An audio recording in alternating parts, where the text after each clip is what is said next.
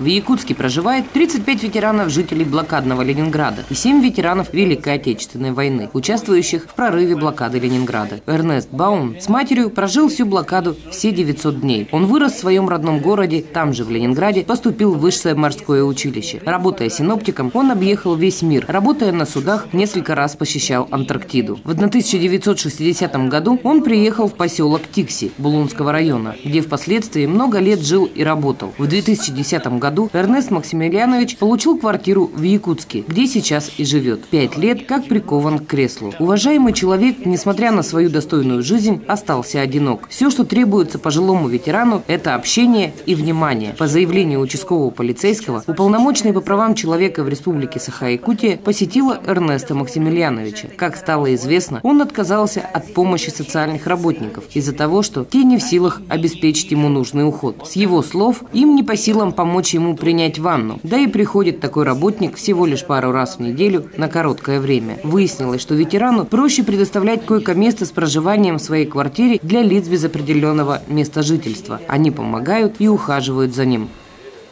Раньше я штангу поднимал, а сейчас я гирю поднять не могу.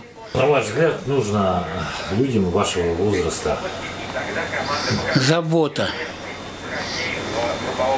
И все. А общение? Ну, общение, конечно, мне как инвалиду, живущему дома, нужно, чтобы кто-то приходил, чтобы не было больше войны. Хватит, пережили. Я пережил войну. Остальные, они не знают даже, что такое война. По книжкам там много напридумано, много неправды в этих книжках. Вот. Потому что делают все деньги писателей. Старых писателей уже нет никого. Единственные, кто посещает мельком ветерана, это курьер, который доставляет пенсию. А ведь Эрнесту Максимилиановичу 82 года. Человеку требуется комплексный уход, медицинское обслуживание и элементарное общение. Он любит играть в шашки и шахматы, поговорить о серьезном. В силу своих физических сил продолжают печатать статьи и научные работы. Без вмешательства уполномоченного по правам человека неизвестно, кто бы смог помочь герою-блокаднику. Выясняется, Эрнест Максимилианович, он отказался от помощи социального работника. Вот, но это, собственно говоря, не говорит о том, что соцработников там быть не должно.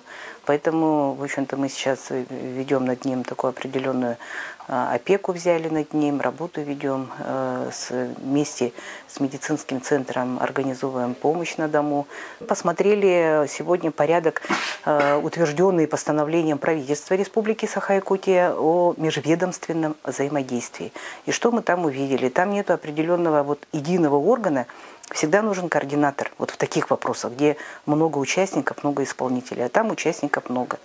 Координатора единого нету. Ну и получается у семьи нянек дитя без глазу. И, собственно говоря, вот как в системе комиссии по делам несовершеннолетних, а система не похожа, межведомственное взаимодействие весьма слабое. Поэтому этот вопрос держим на контроле, помощи. Действительно, это герой нашего времени. Человек очень достойный, такой очень действительно уважаемый. И на сегодня у нас есть договоренность с руководством шахматного центра тоже организовать встречу с Бауманом Эрнестом Максимилиановичем. Работа будет продолжена, мы обязательно проинформируем. Человек прожил блокаду Ленинграда. Что творилось там, нельзя передать словами. Зима, холод, голод, не было ни денег, ни еды, ни воды. По сравнению с тем ужасом, который творился в городе на Неве, война казалась избавлением. После войны человек прожил достойную жизнь. И вот она плата от государства. Неужели так должны доживать свои дни ветераны?